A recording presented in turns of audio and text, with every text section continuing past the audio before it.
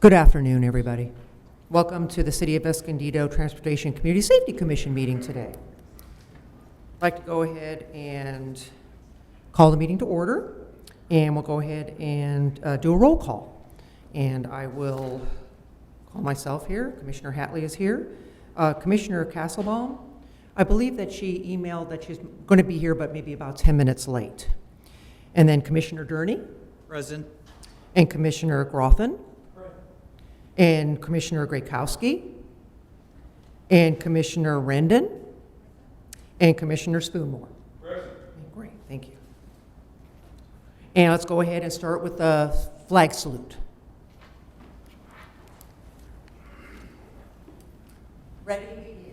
I pledge allegiance to the flag of the United States of America and to the republic for which it stands, one nation, under God, indivisible, with liberty and justice for all. Thank you. At this portion and at this time, I'd like to open it up if there's anybody that has any, would like to come up and during our oral communications period, if they have anything they want to discuss, any situations going on in the city, traffic-related wise, or anything that's on our agenda today that they'd like to speak for or against, or anything going on in their neighborhoods. Is there anybody that want to come forward and speak during our oral communications time? And I know Chair Hatley, we do have Mr. Gutierrez is going to speak, but that's going to be specific to the TULIP item, which he'll do after the presentation. So any communications on non-agenda items at this time. Okay, perfect. Okay, then we'll just move along. And we need to approve the minutes for our last meeting on April 11th. Do I have a motion to approve those minutes? So moved. And a second? Voting is open. And voting's open. All those in favor, please vote aye. And any nays? Okay, good.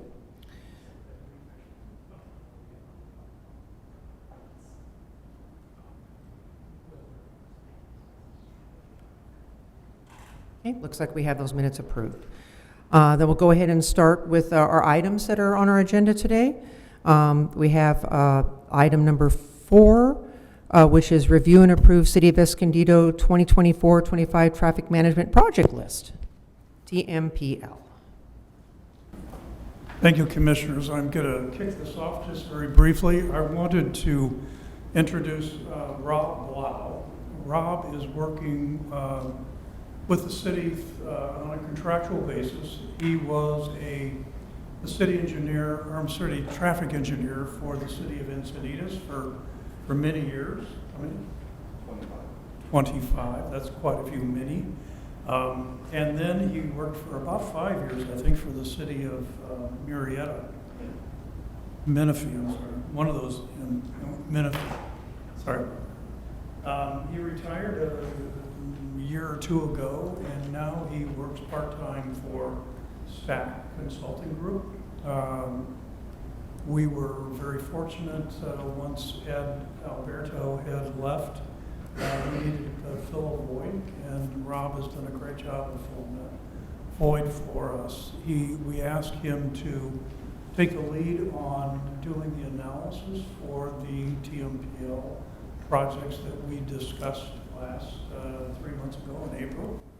And he's also going to follow up with the second item, speed survey. So I'm going to turn it over to Todd. Yes. Thank you, Craig. Good afternoon. Pleasure to be here. This first item is the review and approval of the City of Escondido's 24-25 Traffic Management Project List. The overview of this traffic management project list will be discussed. We'll discuss the cost estimates of the 3 proposed projects, and we'll go through some options that we have presented to share with the Commission for their consideration. The Commission will give final approval and funding and implementation of these projects. There is a $50,000 budget per year, and the good news is that all 3 projects are recommended for funding and approval because they can all be implemented with the concepts we've created for the $50,000 limit. This is just a little bit of history on your TMPL process. It goes back to a policy in January of 2014.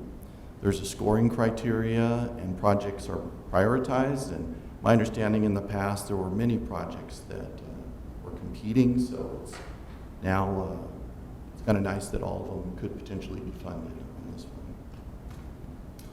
The 3 projects that were analyzed were South Tulip Street between 5th and 9th Avenue, Orange Glen Elementary School, the drop-off and pickup concerns, and a residential neighborhood over off of Lomas Serenas. They had requested traffic calming in that neighborhood.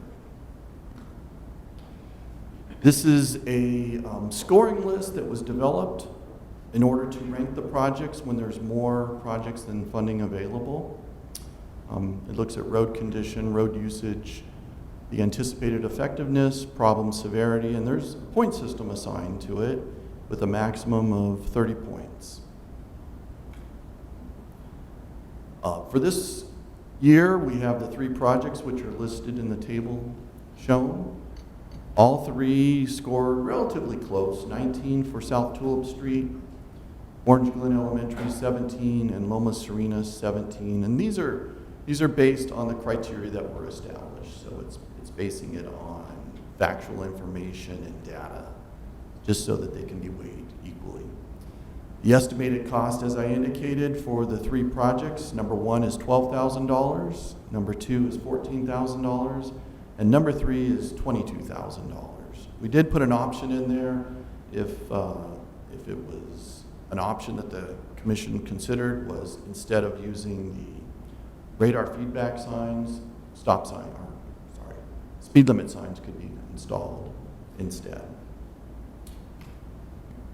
So the first neighborhood is on South Tulip Street between 9th Avenue and 5th Avenue. The photo shows where the city received a petition from back in March, and it shows the adjacent residences that signed the petition which initiated this process. This street is posted at 25 miles per hour. There are actually several 25-mile-per-hour signs on it. Carries about 1,600 vehicles per day, which is a little bit higher than you would expect for a residential street. And the 85th percentile speed is 36 miles per hour. Here is a photo taken that's looking to the south on South Tulip. You can see the downhill grade.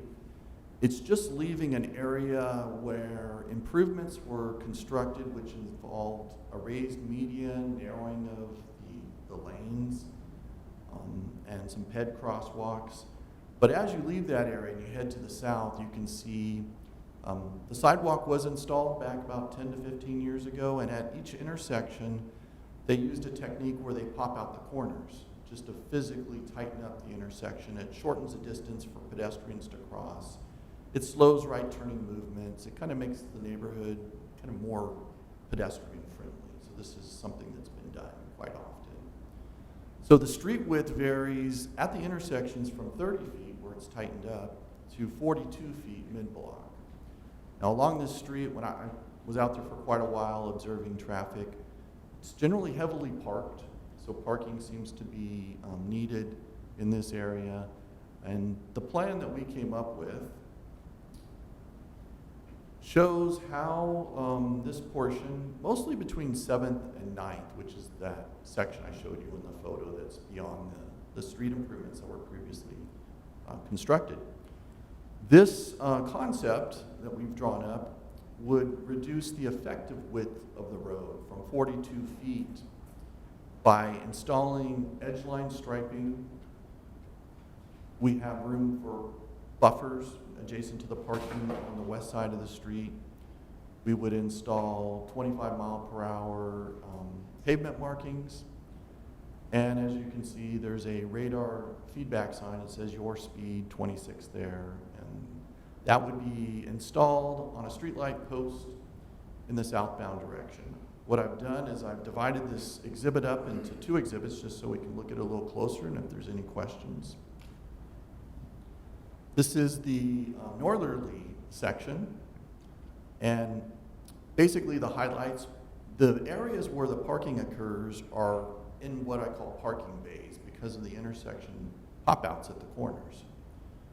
What this is physically doing, we would stripe about 20 feet off, it's 20.5 feet, 2 white edge lines. We wouldn't put in a center line stripe. What I found in my years of experience, when you have a center line striped on a street, the cars that are approaching in the opposite direction know exactly where the car is going to be in the other direction. So it doesn't really have much of an effect at slowing the traffic because they know exactly where that car is going to be. And in residential neighborhoods, it's generally safer when cars shift towards more the center of the street. They're not as close to parked cars, driveways where vehicles are backing out. So it gives you the 20 feet.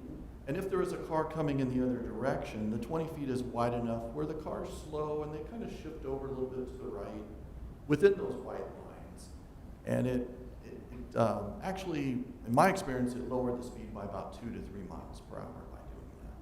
Versus having the center line stripe, it just really didn't have much of an impact. So we did have extra space on the west side, so we put in a parking buffer to take up that space, which you can see here. Right here, it's 5.5 feet.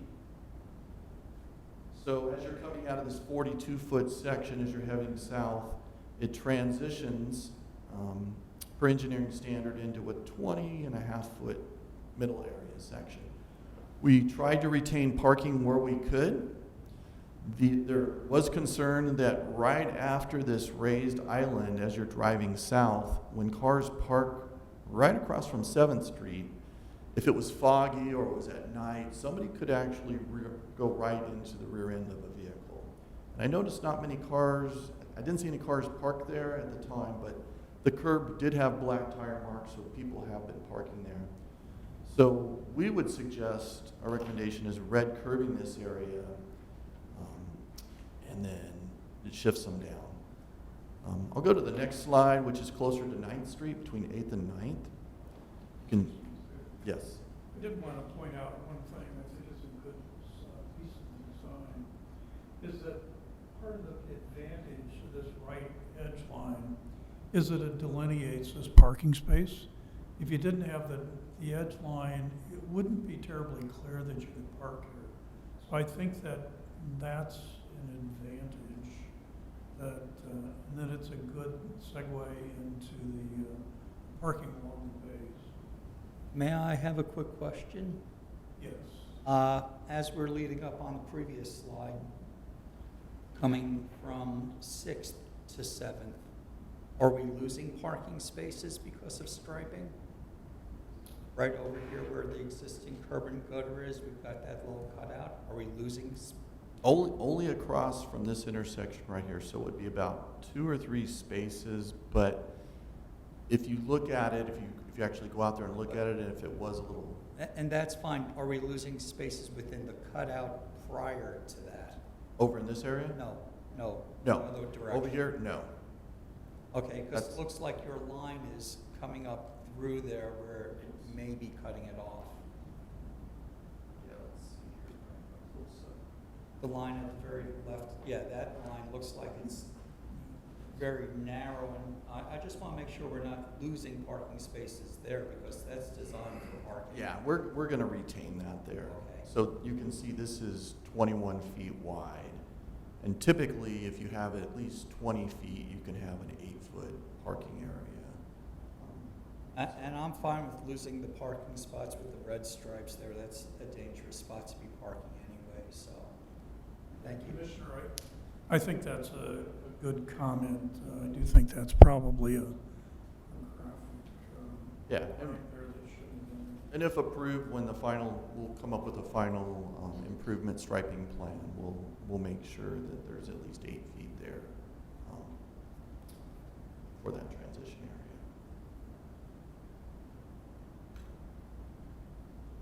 So the southern section, very similar. You can see 8 foot. This is a white edge line that's striped. Same with the other side. There's 8 feet, 20 foot of area in the middle, and then the same 5-foot buffer.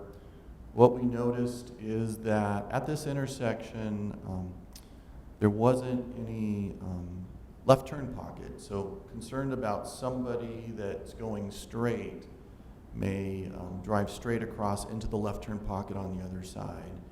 So we're suggesting just to restripe the arrow, the lane line that was there in previous years, and then put in a little, what I call left turn bay taper, so that people know they have to go around and then get in the left turn pocket, rather than accidentally driving straight through the intersection in the other direction. So that summarizes the Tulip Street. I'll move on to project number 2, which is Orange Glen Elementary School. Real quick question on that previous one. In addition to, where you're saying it helps people know to go straight, would it help if we put an arrow going straight on the road? Generally, well, the outside lane is a through right, and it's usually common practice everywhere you go where there's a through right lane, it's not designated. Okay. Unless there's, I'm not saying it's never done, but sometimes there could be some confusion in certain cases. So It sounded like we were trying to avoid some confusion, so maybe in the future if needed. oh, that can work. It's just something, because otherwise you would be striping every street with those arrows when it's pretty common. So, but good comment. Second one is Orange Glen Elementary School. And this photo was actually taken, I was very impressed. There was drone footage that was flown both in the morning and afternoon on a couple days. One focused more over on this side, which is by James Street, and the other is on Falconer. And this is Valley. This is, don't have an overall aerial, but this, I think you've heard this project before. The concern, it was brought to the city from the school district, concern with the safety of pedestrians, congestion. I spent a lot of time watching the video and had a really good, I think it gives you an understanding of the concerns out there. And what I did is took some photo shots from that, just so we could discuss it here. Apparently there was a walk audit done back about a year ago, a little over a year ago, with the school officials. What I'll do is, kind of the way it works, this is probably the best photo to describe it. At this intersection of Falconer, you'll see that these vehicles coming off of Falconer have to make a right turn only. There's no left turn because there's no signal here. But they do allow left turns onto Falconer in this left turn pocket. Meanwhile, cars that are going to the school, you can see this long aisle here where they do the pickup and drop off, and this was at 2:15, school releases at 2:30, and so it's just starting to, you can see how they're queuing back onto Valley, which is higher speed roadway, and you'll see on some photos that cars are making double rights together when there's pedestrians in the vicinity. It's the way I tell people is when you have congestion, it can create aggressive drivers. It also can create people doing things that they normally wouldn't do. And some people that may live in this neighborhood, they may not want to sit along the curb line for 15 minutes while this is occurring. It's about a 15-minute concern. You'll see in some of the photos, they bypass the cars along the curb lane and make the right around them. Meanwhile, cars are coming in the other direction too. So there is a lot more concern, I think, at Falconer because this inbound into the aisle is so close to the intersection. If it was further up the road, you wouldn't have the queuing as much likely over here. But what they do is they go over here, pick up, drop off, they work their way around, they come out through the area over on James Street, and they exit over here and use a traffic signal. There are crosswalks over here at the signal, and we do have one crosswalk here, which this crosswalk is heavily used. The ones over at the signal, not as much. There are pedestrians, but you'll see. And there is a crossing guard there is a crossing guard on Falcon that Rob just mentioned. So this is over on the James Street side. This is probably the worst case situation. We have about 15 cars that queue back from the signal. The majority of them are making a left out of this driveway right here where you can see that. It's like a minivan. And they're having to wait until this clears a little bit to enter. A lot of vehicles circulate around the neighborhood simply because they can't make a left turn at Falconer. They have to circulate around, and they come out and make the left from James to Valley. So this exit's about 300 feet away. Really, it was more organized over here. There were some people, parking and dropping off kids, but not as much as the other side. One thing that we're recommending is we've done it, and the city is doing it. We're putting in enhanced crosswalks, which are those continental crosswalks, kind of look like a ladder sometimes, but without the lines. Those kind of bring out the driver's perception that this is a crosswalk. That's something that can be done. Also, to create the opening over here, a keep clear zone could be installed. And then additional red curb, because as you can see, when cars are making this turnout, they have to look around this curve. And cars do tend to park pretty close to there, even though there's a little bit of red curb there. It was best felt that we just red curb slightly up. We didn't want to impact the parking on the residents over here, so we brought it right up to basically where their driveway is. So this is going over to the Falconer side. You can see this is a little bit around 2:30. This is the queue I was talking about. Somebody had put a circle around this car just to see how long they wait. So you can watch this circle move. It can take about 15 minutes to get through the queue. But these cars are all stopped on the shoulder. And if you're on a bike, also impacts you is the bike lane. So this does back up almost to Bear Valley. But it's more about a 10 to 15 minute period. But what happens is with this backup, the reason why they're backing up is they're intending to pick up their children along the curb line. Some cars that aren't picking them up, like this car right here, you can see that little white car, he will make the right and make the left and bypass all these cars. So you can see at this intersection, there's a lot going on. There's a lot of movements.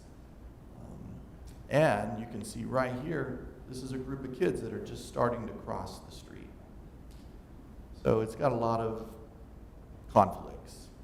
And with these cars suddenly stopping, like this car suddenly stops, there's that potential for a rear end collision or somebody swerving around, losing control. This is a close-up of that intersection, and in this photo you can see it looks like there's a group of maybe 15, 20 pedestrians that are crossing.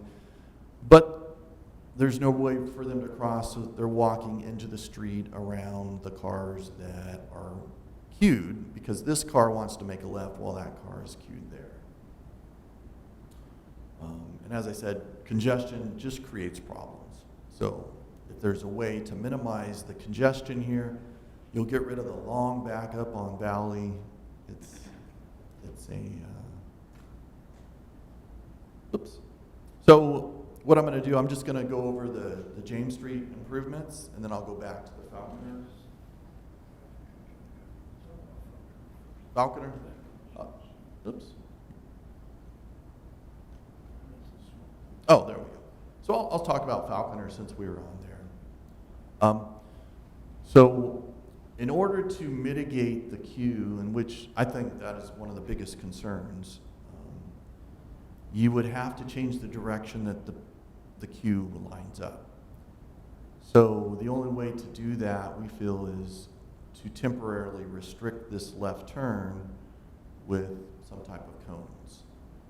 So That would involve working with the school district, because it would be, they'd have to set that up, and it would have to be enforceable, because then you'd get a little road rage and people would be driving over cones. So that's, but we think that these cones would help direct people to use James Street and circulate around. One thing that I've done in the past is I have what's called like a rolling queue. So you don't allow people to park. The cars that are wanting to make the right turn in here would circulate around off of James and then queue up and then flow into here. So the backup would be along internally rather than on the higher speed roadway. So it is a change in the circulation.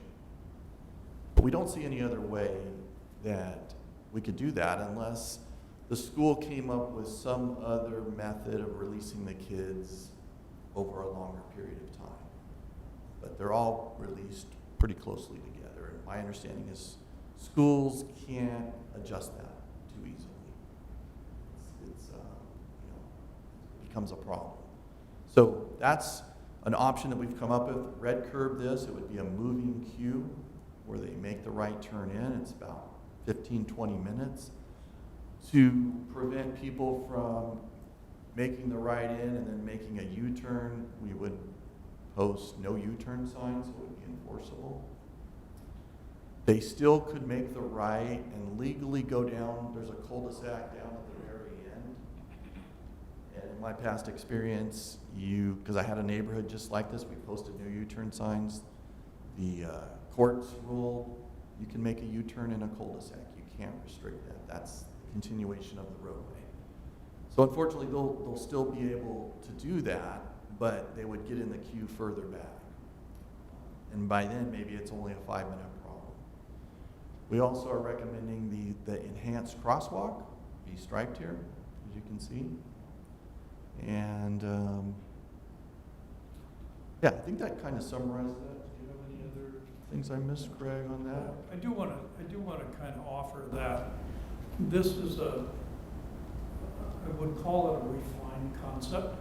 We do want to sit down with the school and the school district just to make sure that they're comfortable with it, particularly and we did discuss this on our walk audit last year, that one of the options might be someone, a custodian or someone who's going to have to set up those cones and then take them down again at, a couple times during the day.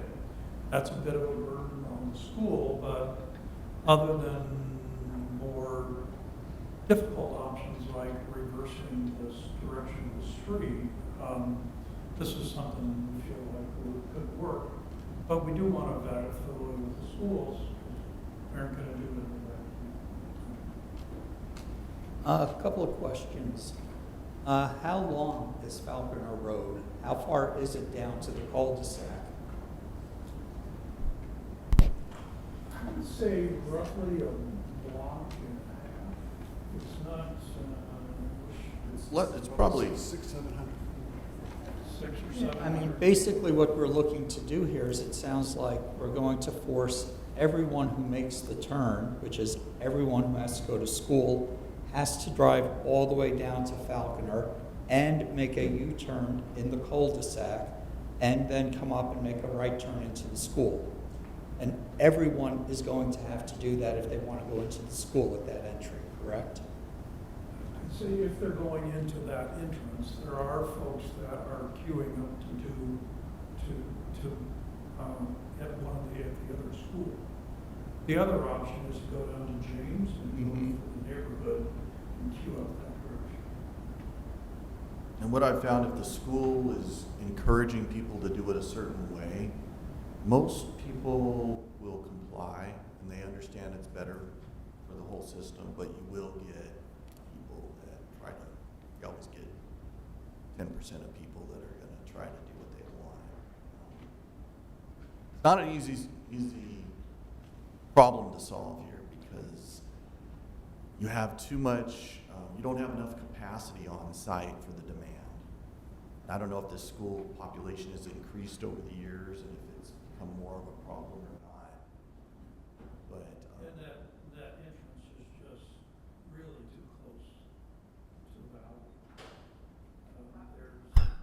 have a question on the entrance. This probably wouldn't be helpful, but I see there's another driveway that's past the one that they're using now, and it kind of goes through a small parking lot there.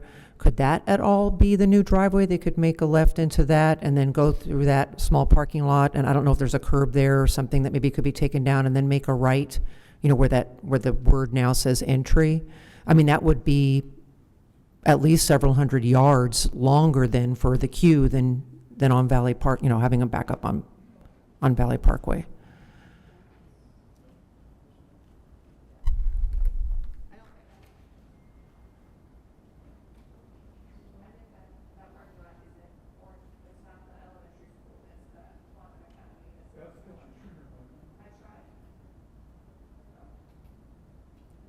Try RTSMIC in the upper right corner. How about that? There we go. Right, I think that parking lot that you're talking about doesn't belong to the elementary school. It belongs to the Quantum Academy that's next door. So I don't think that they could use that.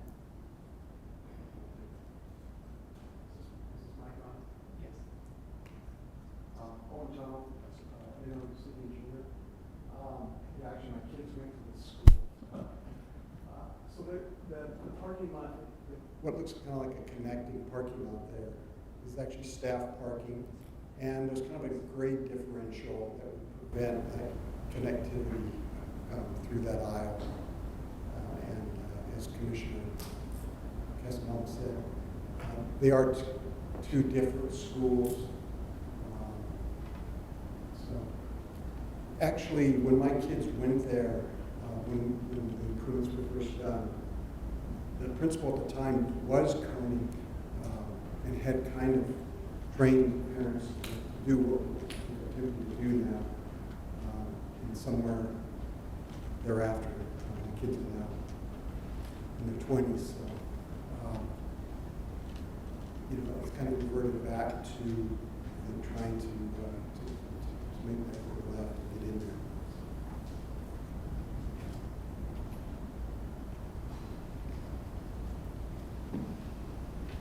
Any other questions? As Rob mentioned, and actually Owen and I discussed it for a while yesterday, it's a complicated situation. There's no perfect solution. I did want, before we walk away and go to the next item, I just want to compliment the school district or the school for providing that drone footage. There's just simply no better way. You can't do the same thing sitting in a car and watching. You can't do the same thing standing on a corner and watching. But if you've got 30 minutes of drone footage in an area like this where you can literally follow a little white car around the neighborhood and see what they're doing, and see these cars queued up at the time of drop-off, that is just golden information. It was so helpful. So, kudos to the school district to provide that. Yes, I'm going to be using drone footage anytime I can from now on. It was pretty powerful. What I can do is if there's, I'll go over to James after this. I think it's right here. So up on James Street, this one, this is signalized. We're recommending putting in the enhanced crosswalks. The keep clear over here to assist in the left turn out. And then extending the red curb on this side just for better visibility, because when these parents are coming out, we do have quite a bit of traffic coming around that corner. It will back up to there. And then what I did notice is some parents are parking over here along that curve, and it kind of tightens it up. So, and then the kids are crossing through the congested area. Didn't see it a lot on the drone footage, but the drone footage was just a couple days, the morning and afternoon. But I would anticipate, sometimes they don't want to get into the line on the system, and they just have their kid, they try to get as close as they can and just have them run across the street. So So these are the improvements. The total cost for this is, for both streets, is $14,000 to complete that. Any other questions on this one before we move to the next? I have one quick question on that right turn on the Faulkner, people making the double right turn. Is there any idea do you have any idea how often that happens? Because that's what I think is bothering me the most about this, is there people making a double right on the Faulkner. When the cars are queued up, they're Yeah, making the right. yeah. What I noticed, I think it could possibly be residents that are arriving in the neighborhood, and then also people that didn't want to queue up, but they were using the entry they were bypassing it. And I was trying to follow where they were going. They weren't waiting with everybody else. They were kind of moving past them on the left. We did see also in the drone footage that there are a fair number of cars that are parked in this no parking zone right along here, and we want to make sure that we'd like to perhaps sign that as a no stopping zone, because they are queued up all the way up to the radius here, and then that forces the other cars to go around. You actually see some drone footage where cars will actually go into the opposing lane in order to get around two rows of cars that are blocking movements. So it's And that combined with the pedestrians that are crossing when they're making the double right, pedestrians are kind of invisible behind. If it was a van or some large vehicle, they may not even see the pedestrians. That was when I saw this, that was the number one concern issue for me. How do we address that? But there was a very effective crossing guard there. Had he not been there, I think it would be much less safe.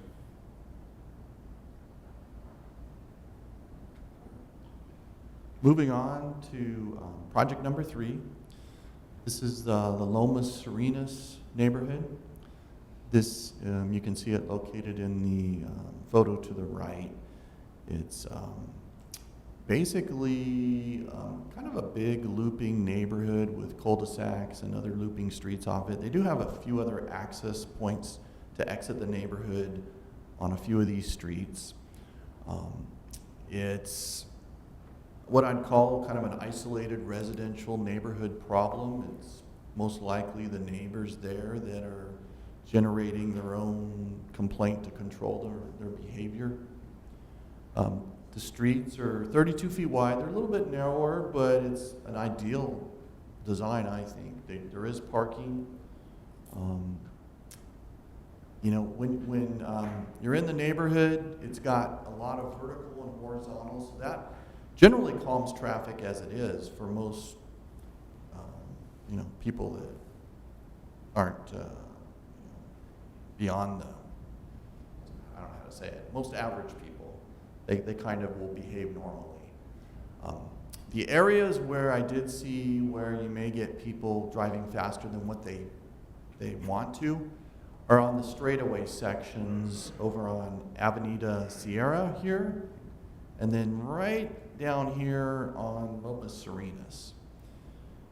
So measurements were taken, and yes, on the downhill it's 38 miles per hour, on the uphill 35 on those straight sections, and sometimes I think people accelerate to go faster because they know gravity is going to slow them down, so they start accelerating to go up. Because as they rise, their speeds start dropping. So in this neighborhood, we came up with some options. We noticed there really isn't any speed limit signs in the neighborhood letting people know. It is residential, but so what we're recommending, and I have it here on this exhibit, 5 different devices ranging from speed limit sign on the entry as you enter the neighborhood. That's a common technique. You can also paint with markings 25 mph on the street. Lets them know they're entering a residential neighborhood. On the section, like on the very back end section, the volume pretty much goes to zero, because if you're coming in, if you live on this side, you're coming up Avenida Sierra. If you live on this side over here, you're coming the other way. So over here, the volume is generally pretty low. But where number 2 and number 3 are, that's the peak of the hill, and I'll show you in some photos. That's when you start your downhill descent. So one technique, you already have a sign that says watch downhill speed. We can add another one right at that same similar location. They do make these signs, and you may have seen them. They blink. They're LED. They're solar powered. They're about $2,000. I've used them. They're kind of like what's used if you've had these rectangular rapid flashing beacons. In a way, it doesn't go that fast, but it does blink. It does catch your attention. That is something that can be done relatively inexpensive, and they're solar, and they attach to streetlight poles or a post in the ground. You don't have to put in a big foundation. So those are some ideas. And then the speed feedback signs, these are radar feedback signs, and Craig had indicated that the community was very interested in using those. Those are around $700 to $7,500 each. They're solar powered. They're attached to streetlight poles.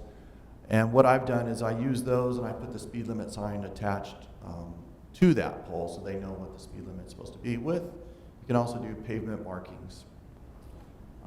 Total cost of this project is the $22,000, and those feedback signs are about $15,000 of that, 15 or 16,000 of that. So here's some photos. This is entering the neighborhood, so this is a concept we could do. We could post a 25, paint the legend on the entry. Here's the areas where you have the road dropping down, and your speed starts to increase. There currently is a sign right here by the tree. This could be the blinking blinker sign. Same with over here, catching their attention before they start on their downhill descent. And then the best location I found was on the straightaways, because if you install these speed feedback signs on curves or other areas, it's going to show you're doing 20 miles an hour, 15. It may not really have the effect. But these, you have a pretty good line of sight. As you start your descent down, you'll see it'll pick up your car. You can see the radar, speed limit sign, and we can mark it on the street. But this, it's on the last part as you're exiting the neighborhood.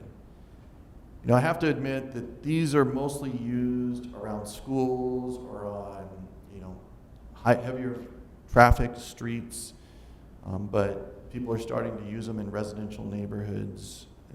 Like I said, sometimes it's the people that live there that want the control to control themselves, their behavior on their speed. So those are some thoughts that I had that could help reduce the speeds.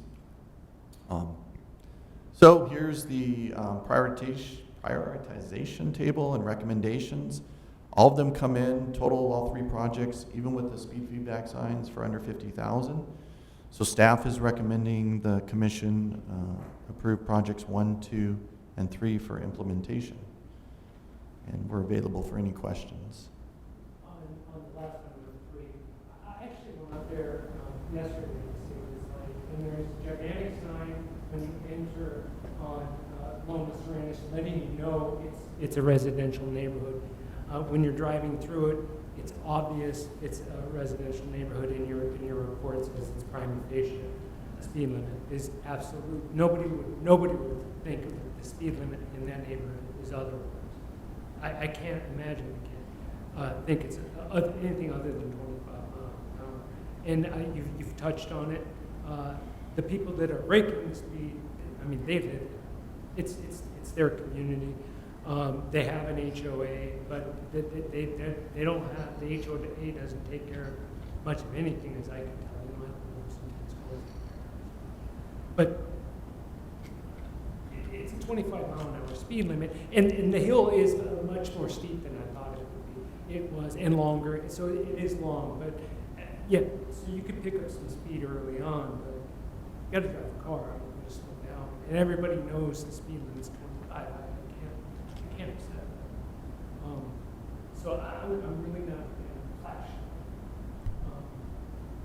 But and like I said, everybody knows that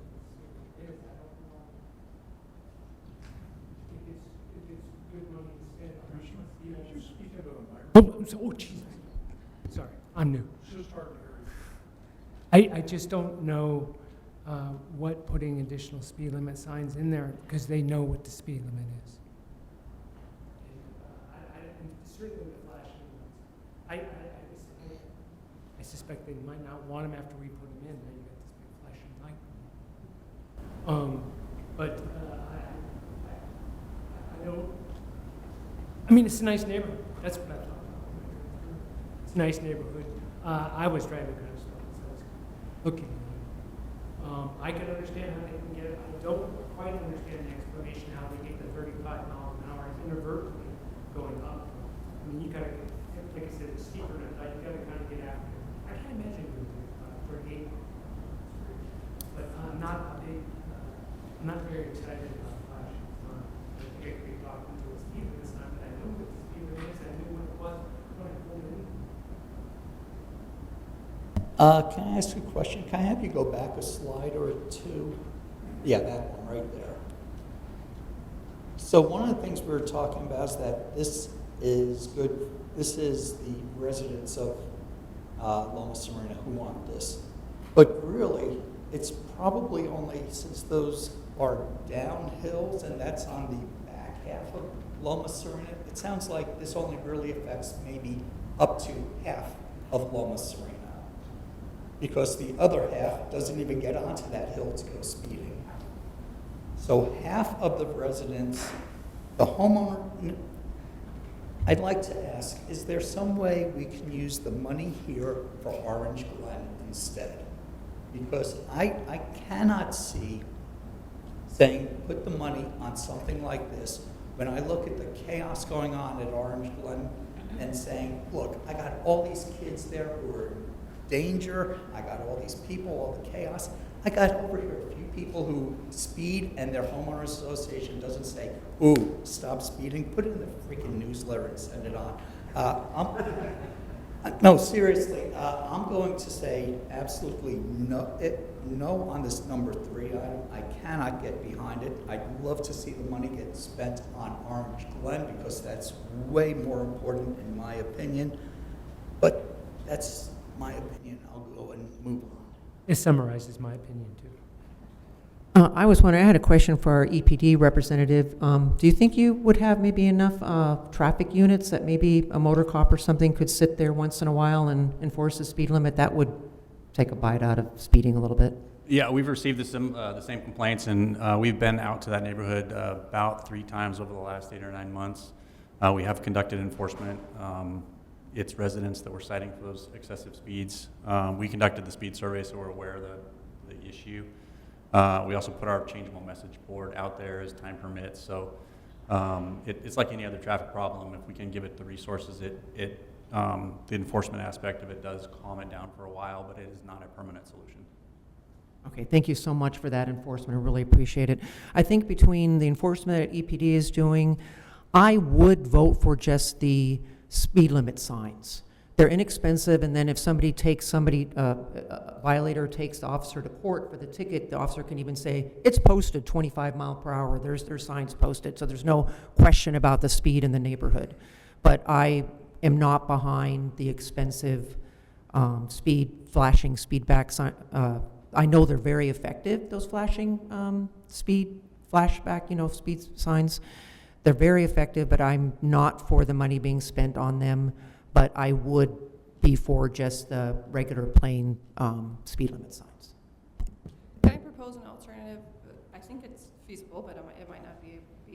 I know the city has some of these feedback signs elsewhere in the city, and I don't know, are they able to be moved? Essentially, can we, they've been in a neighborhood for a year or 2. Can we relocate them temporarily to this neighborhood, knowing that, again, in the future, they can get moved around, so we're not spending extra money, but you're getting the temporary feedback sign. I think they're over on Eucalyptus. Is that right? There might be a couple other locations. Lieutenant Miller might be able to address that. We do have some that are on trailers. Right.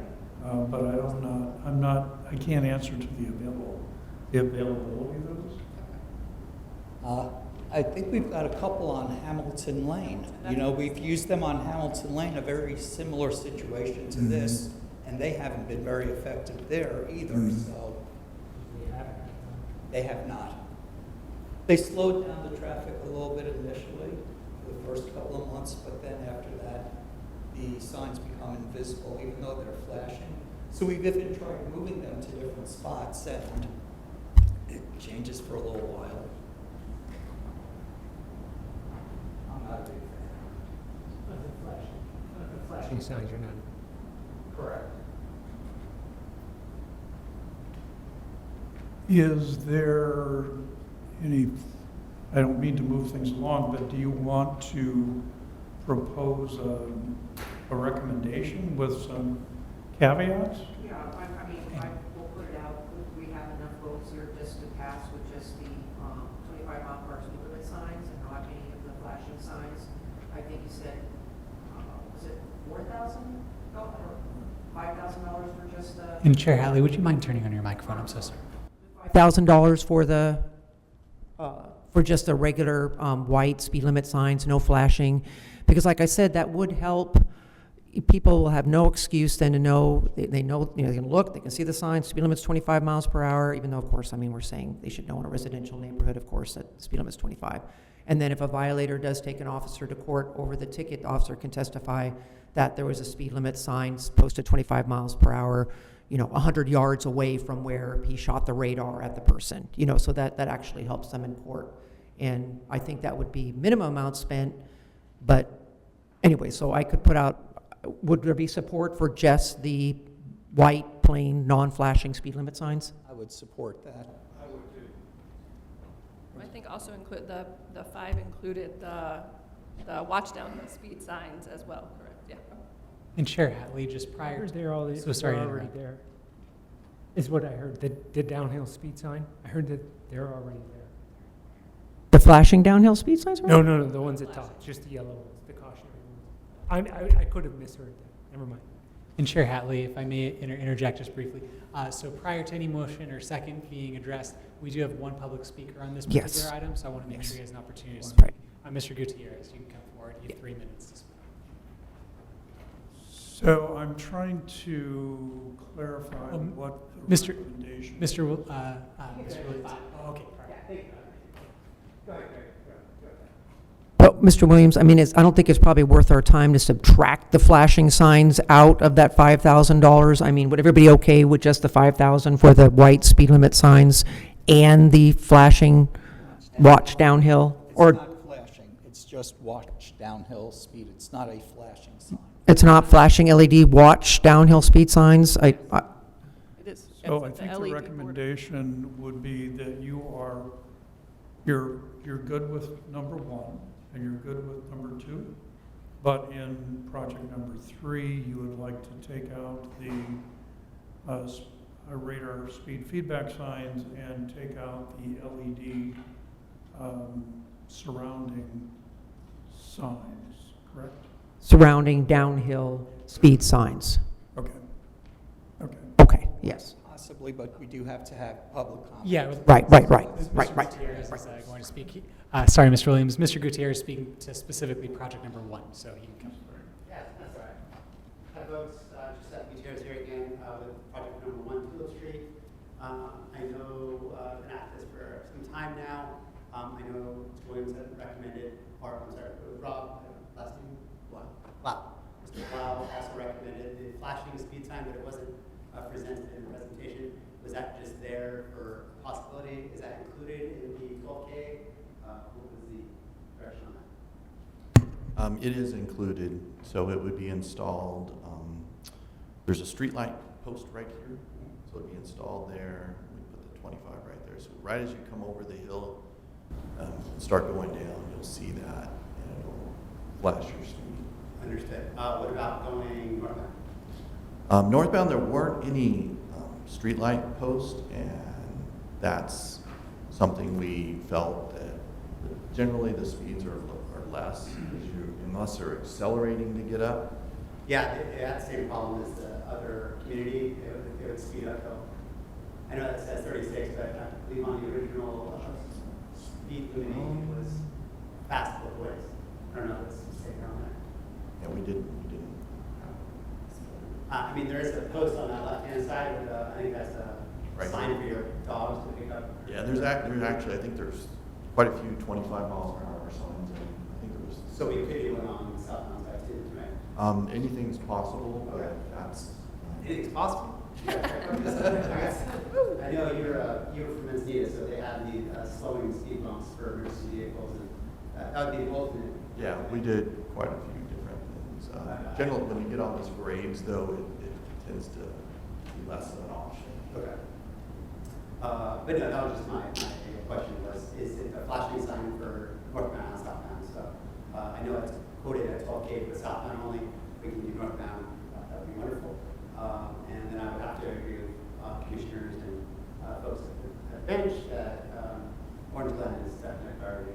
Got to take care of the kids. And as far as the surrounding community, they have their HOA that they go back on the community. On board with that 25 mile markers. But no, I appreciate everyone's time and effort and taking this time. Can't thank you enough. Do you have any other questions? Cool. Thanks, guys. Appreciate it. No further public comment. Thank you, Mr. Gutierrez. Now we can continue. Okay, so could I go ahead and just before I recommend passing projects 1 and 2 as they're written, but number 3, just the white 25 mile per hour speed limit signs with the downhill flashing LED, watch your downhill speed flashing LED signs. I think that came to $5,000. Well, that's going to pass by majority, right? Yeah, that's just a motion, so it requires a second. All right, so that's the motion. Do I have anybody, I'll go ahead and. I do have more to comment before we finish that. Because we're saying, hey, let's just take 5,000 for that. I want to take the other money, the other 23,000, whatever, and apply it to Orange Glen. Is there something we can do there as part of this to say, look, guys, go back and look and see what else we can do with Orange Glen if it's possible? Knowing that we, instead of a budget of 14,000, if we know we've got 50,000 and we're using 12,000 for Tulip, 5,000 for Loma Serena, that is 33,000 for Orange Glen. What can you do with 33,000? Can you do more than you could with 14? Would be my question. I like their recommendation. Okay. I like their recommendation. That's a chaotic intersection. It's a very unsafe place. It's an accident right now. I have a question on it, though. Are you allowed to take those funds and just say apply to project number 2, or they have to go back on the fund because there's other projects down the list? There's project number 4, eventually 5, that get the different markings and figures. So maybe those funds have to be saved for the next project down the line.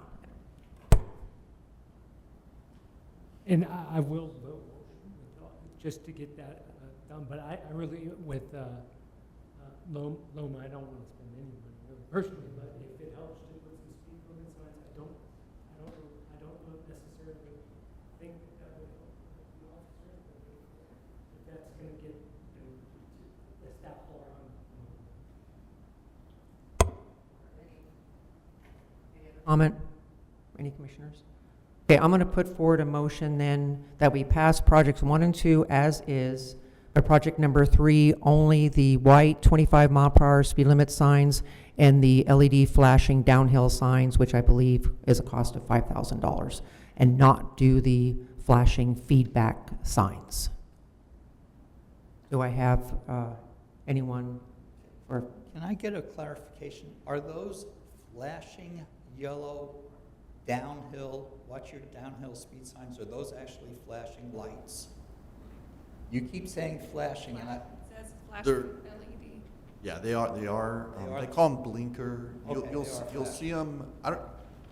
You probably come across a stop sign that has the blinking red I've seen on it. it. It's the exact same pattern of blinking, except Okay. it's yellow. Okay, they are blinking though. Okay. Yes, it's blinking rather than flashing technology. I just hadn't quite caught that on once it cleared for myself. I actually wouldn't have thrown that in there. I would have asked them to take them out if they weren't blinking. Because I figure, okay, we'll get a couple of blinkers in there, you know, and not, because just the ones without the blinking, already, like you said, after a while, they're going to ignore them. But if they don't have the lights on them, they're going to ignore them right away, so. In 20 seconds, they're going to Chair- know they're on a downhill path. I mean, I don't want the flashing down. It's on a hill. They're going downhill. And Chair Hatley, may I interject one more time? I believe there was a question for staff as it pertains to how much funding could be allocated from Loma Serenas potentially to the Orange Glen School. I believe there was a question that came from the commission if the possibility of allocating funding from Loma Serenas to Orange Glen, and I just wanted to see if there was clarification prior to a motion and a second being made on that particular item, because I don't know if there's a list that they have to allocate those funds to. I don't know if you can speak to that question for them before they vote. Basically, the question being, are they allowed to allocate funding from Loma Serena to Orange Glen? I would assume that we would need some sort of solution or some additional, like, what are we spending the money on? It's not just saying, here's the extra money. So I think we could approve and say, let's do the $14,000.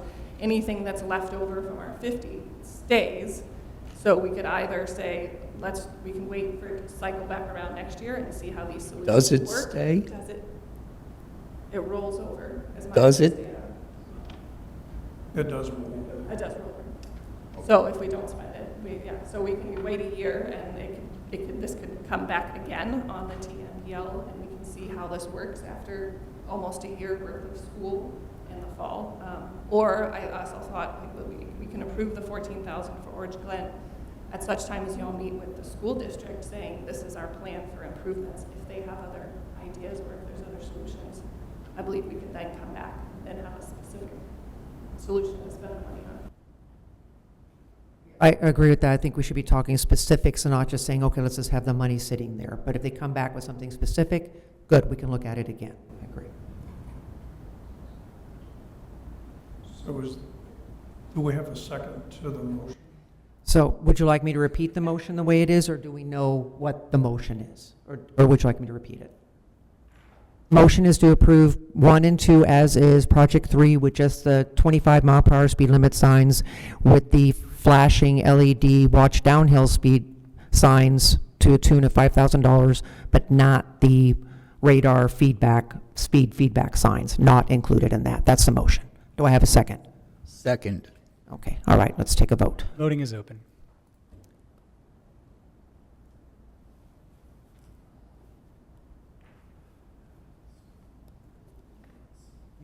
You just click submit vote after you've I see how you voted. Commissioner Journey, I see. There you go. Perfect. So it is approved 5-1. Rothman, no. Thank you. Thank you very much.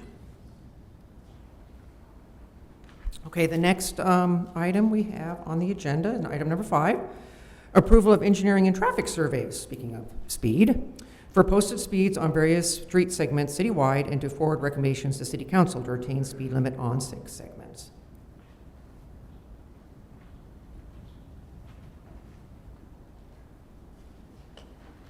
Thank you again. So this is, the item is to certify 16 new speed surveys in the city of Escondido. Here's a little bit of information. Speed limits, kind of the history of them. They've always been set. They've determined it's safest to be set at or near the 85th percentile. However, as speeds increase, you have the possibility of having a severe injury go up and the risk of death go up. And here's a little chart that's pretty common. You've probably seen this before.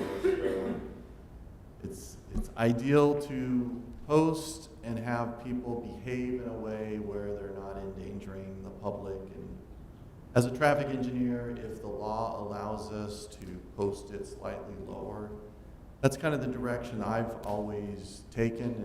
I've been at cities, and that's the desire, is to use the legal through California Vehicle Code, and you post it at the limit that you feel is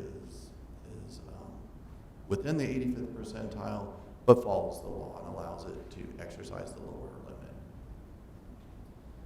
So as I said, this is 16 speed segments. These are required to be updated per the vehicle code every 7 to 14 years, depending on certain conditions. It ensures that speed limits reflect the current conditions. And there are, like for example, section 22358.6 requires a speed limit to be posted at the nearest 5 mile per hour increment. There are other sections that allows you to post down. And then also there is a new section 22358.8 which allows you to keep the previous posted limit. So, and this is all done through your legislature, and they pass assembly bills and they go and they become codified in the vehicle code. And traffic engineers use that as well as the police. And when they go to court, this is what the court upholds. So kind of the way it works is speed surveys are done by surveying a minimum of 100 vehicles in each direction generally.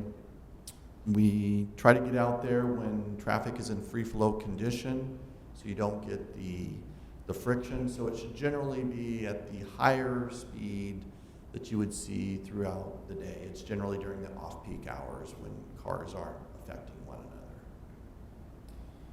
So we collect speed data, we determine the 85th. There is a rounding process that is followed through the vehicle code. So this is just a summary. If the 85th percentile speed is 37, it's generally rounded down to 35 and posted at 35. If it's 38, the rounding goes up to 40 and it's posted at 40. There are, like for example, section 22358.6. It allows you to round down, but generally in no case you can't take posted an 85th that's 38. You can round that down, but you can't round it down any further. So you can go to 35.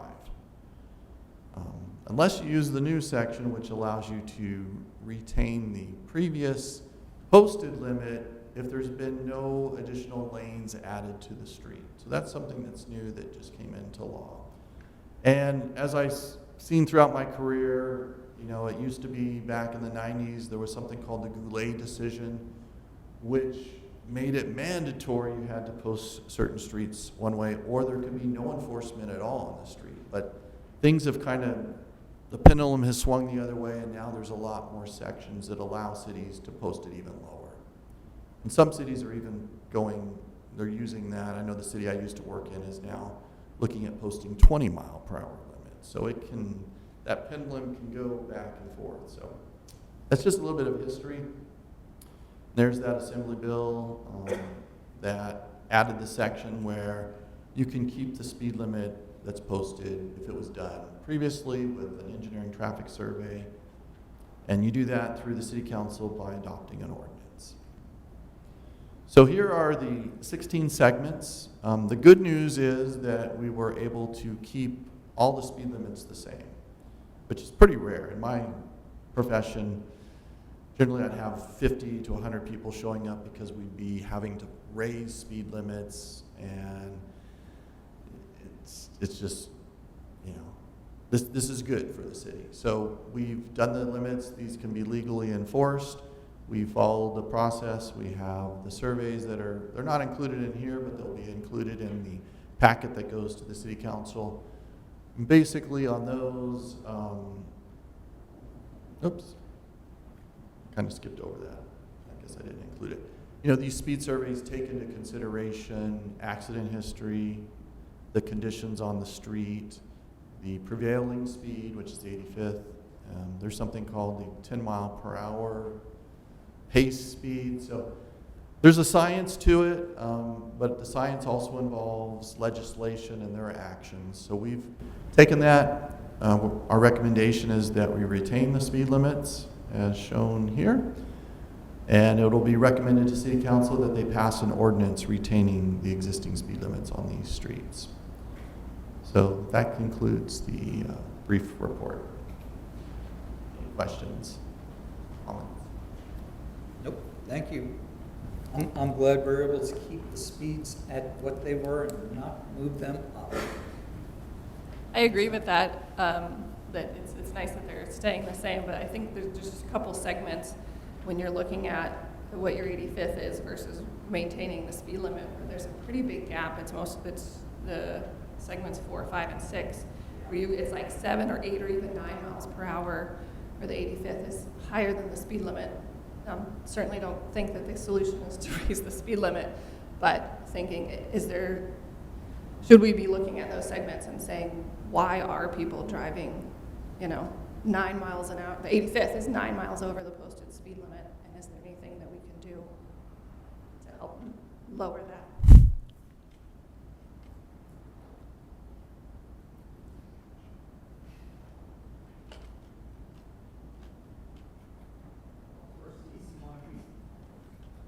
First easy one would be tell those guys over there where they're speeding.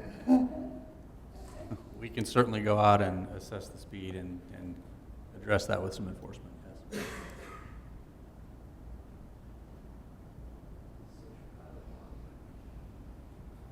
On Central Colorado Parkway is going to be fun.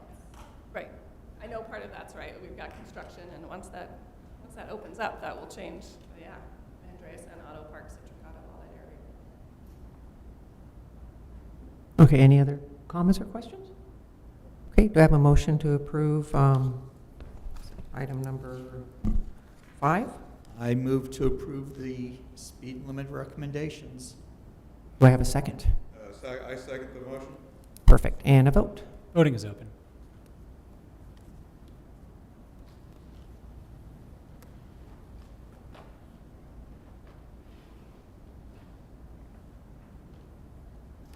Motion approved, 6-0. Great. Okay, we'll move on to our last item, number 6, a citywide traffic project status report. Thank you very much, Rob. Those were both, particularly the first one was a great discussion, and we appreciate everybody's input. Some of those projects are tough, and that's why they're projects. So we appreciate your input and your feedback. This is a much lighter presentation and fairly short, but it's actually kind of a pleasure to me to kind of share it with you, because it's nice to be able to see the progress with projects around the city. And I think I've got 6 or 7 examples here.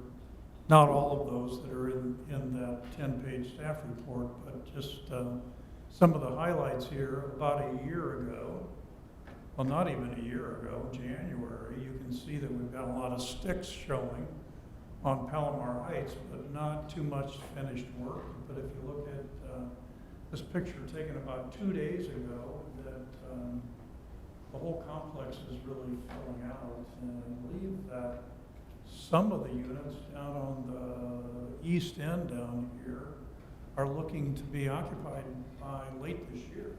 Does that sound right? Late August, okay. This is going to be a pretty exciting development for the city. It should make a huge difference in activity on Grand, and I think it'll be a great benefit to the city. A little harder to get to the hospital now, but the Citricata Parkway extension is obviously coming along pretty well. The shot on the right-hand side was taken about 2 weeks ago, just after they did the striping on the bridge. And you can see in the left upper a shot of about a year ago where the bridge is just getting framed out.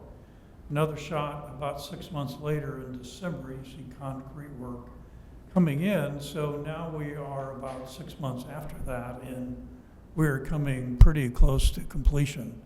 In fact, I believe that they are looking at opening up at least portions of it later on this month or early next month. We were actually out this morning getting ready to activate the signal at Andreas, and later on this month, they'll be doing the signal down at Harmony Grove Road. So it's coming along well. The Grand Avenue Vision, I don't have anything to show you here because it's not under construction yet, but that's kind of the story. As you know, we had built the first phase. City Council did approve funds for the second phase, which includes a roundabout at Broadway, but it also includes a roundabout at Calmia. We did bid that work, and we did receive favorable bids, and they will be starting construction on that right after Cruise and Grand shuts down for the summer. It'll be a better part of a year to construct, but should be a very, very nice improvement. Some other exciting project, I think, as part of the Oak Creek subdivision on Philocita and Hamilton to the north, and Miller on the east, they were conditioned to build a roundabout at this intersection on the left here. This was the original design plan, and the lower right shot shows where they are right now. They should be pretty close to striping it in the next month, and so that will be a very nice improvement. They did, in fact, install two radar speed feedback signs on that section of Philocita. So those are working right now. So the Villages project, from Upbank all the way west of Golden Circle Roundabout. The Golden Circle Roundabout's been in place maybe at least 18 months or so, but the La Brea Roundabout, I've shown you copies over the last presentation or two, but this one is getting closer and closer to finish. It's totally open for operation, but you can see there's still quite a bit of construction going on around it. But again, exciting to see that that's open, and the neighbors are quite excited to be able to actually drive through that intersection, because it was blocked off for a long time. This is a pretty simple shot, but I just wanted to, it's part of telling the story of the work that the city does every year in their annual street rehabilitation program. City Council has granted funds of $5-6 million a year to look at 8 different zones around the city. This one section of Center City Parkway was just done in the last week. You can see we don't even have striping back down again, but you'll see those patches around the city, and we're all pleased to see those happening. So that's great. This was a shot, 2 shots back in 2022. This is a shot of the Tulip Street crossing. Escondido Creek Trail crosses just at the end of this bridge here. And you can see that there were no controls at all on this street crossing, and it's a very heavily used street with a lot of truck traffic, and a lot of truck traffic going at pretty good speeds. So this improvement that we just opened up literally last October, I think, is a very welcome improvement. Full pedestrian signal, a median in the center island we didn't have before. So someone walking can cross partway across the street and push the button. We can't push the button, it is in there in the center. So they push a button on one side and walk to the other side. If they can't make it, they can pause for a second in the center. Another project that was on our traffic signal priority list, those of you that have been on the commission for a little bit will remember that.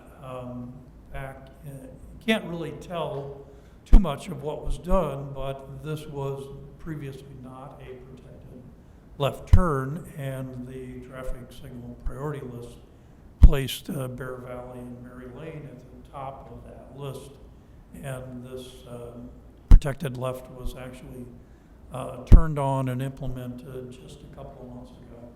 So that's a very welcome improvement. At the time, we also can see we put high visibility crosswalks at all four legs. It makes for a much nicer entrance into Kit Carson Park, which is over on the left-hand side.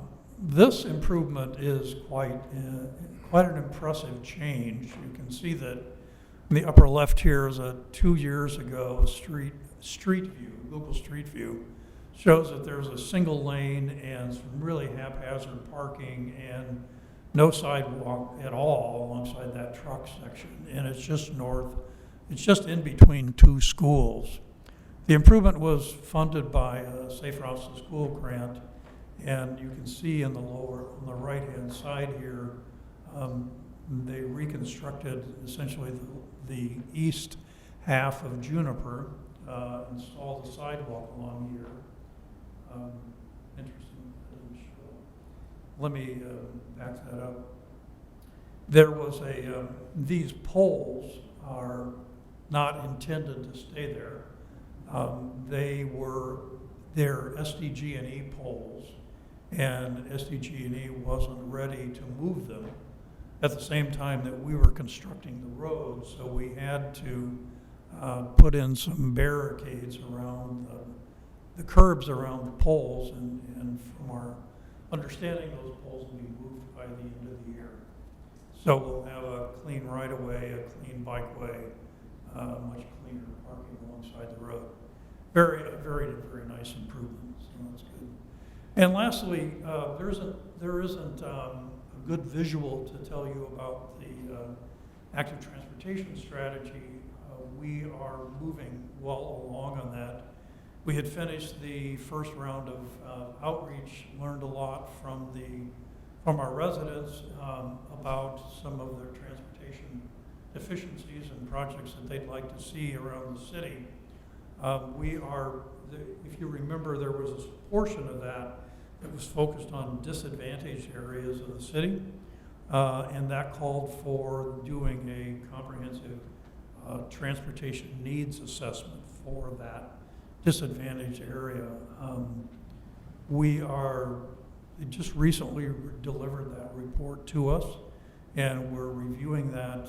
They're getting final touches on an inventory of the city for sidewalk gaps and bikeways and a lot of other elements. They'll be delivering that to us soon, and we can hopefully share that version with you at the next meeting. And then the third element as part of that is actually updating the city's mobility element. It was last done in 2012, so it'll be 12 years later that we'll be updating that. But we'll be looking at every road within the city and how much traffic we have on it and how many lanes we have and whether or not it's performing at its intended capacity. If there are streets that are under capacity, in fact, we've seen that in a lot of places around the city. Something was shown on the mobility element as a major roadway, and it's actually functioning as a collector. Where it's our hope that we can use that document to downgrade some of those roads, and has advantages across the board to be able to do that. So that's actually the gist of this presentation, but I'm happy to take any questions if you have them. Fun to see what good stuff's happening around the city. Thank you, Mr. Williams. Thank you for all your work, and thank you. Welcome, Mr. Blau. Thank you for all your work and everything you did on the presentations today. It was wonderful. Thank you very much. Okay, well, if that's it, we don't have anything further. Do I have a motion to adjourn?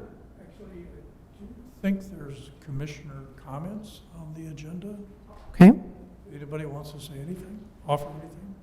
I actually have one for Broadway at 78 and Lincoln Parkway, and then Lincoln Avenue, which is just north. I know that 78 Lincoln Parkway intersection is Caltrans controlled. I believe I'm correct that then Lincoln Avenue, though, is city controlled. They're only about 200 feet apart, right? It's a really tight intersection. But I've driven that multiple times over the past month. And I'm trying to think of the easiest way. So we have it so that if you're coming eastbound off the 78 and making that left turn, that they can clear and keep going north, which makes sense. You don't want cars stacking up at the 78 intersection. But then there's all this unused green capacity at Lincoln Avenue, where if cars are northbound on Broadway, once they finally hit the green at 78 and Lincoln, there's only 3 or 4 cars that can get through Lincoln Avenue before that turns red. And so I've seen, as we were talking about before, people have gotten frustrated, people have gotten aggressive. So either, they're blocking the intersection so that people can't get onto 78 westbound, or, there's only 3 or 4 cars getting through. They're doing crazy. They're like, oh, I'm gonna double stack. I'm gonna pull out, even though I'm gonna block the intersection, or then I'm gonna be trying to maneuver around somebody. So I didn't know if city staff would be able to look at. Again, I know we can't mess with Caltrans intersection timing, but whether there's anything that the city can do with Lincoln Avenue, which we do have, to try and do that. We can take a look at that. I can certainly understand that because they're so close. And they're so close. And right? it's 2 different jurisdictions Right. controlling Have to work. Right. 2 different signals. No, I understand. Really close. So. Talking about the 2 signal lights that are just north of Lincoln that are on Broadway that kind of cause people turning into Starbucks there on the corner and stuff. Are we talking about those signal lights? Oh, Right. So okay. 78 Lincoln Parkway is the main one, right there, car dealership, right? And then so that's Caltrans, but then Lincoln Avenue, it's just north, and they're so close. Again, you've only got capacity to hold like 8 vehicles in a queue between those 2 intersections. So I know it's tricky. The school at that location complicates things as well. So. Thank you. Any more commissioner comments or thoughts? Okay, then I'll go ahead and ask for a motion to adjourn. So moved. And a second. Second. And a vote. Voting is open. Yay. Okay. All right, thank you very much. Motion approved 6-0. Thank you.